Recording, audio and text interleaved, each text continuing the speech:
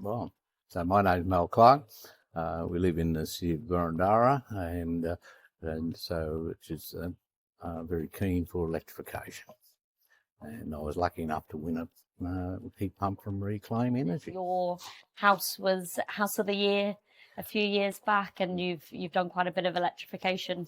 That's right. So the house had a lot of environmental things associated with double glazing.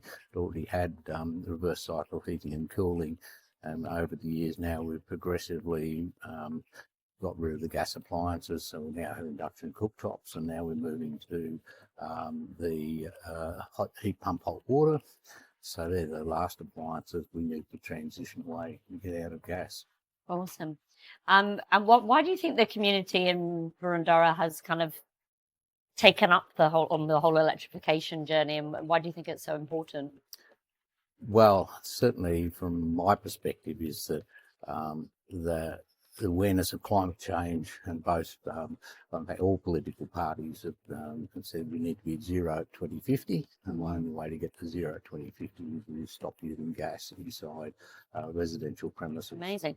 Do you have any advice for people who are kind of starting out on their electrification journey? And I know a lot of people find it quite overwhelming with the amount of information out there, and misinformation as well.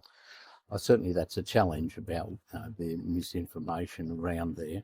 So really, it's a journey. So it doesn't all have to happen at once. Of replacing bit by bit as you go down through the path, and then and use government rebates as they apply, and it's just replacing them at the right time. Reclaim as a company, we've really tried to focus on assisting these community groups and getting information out to the communities, passing the education along and making sure that there's reliable installers and people who understand the system.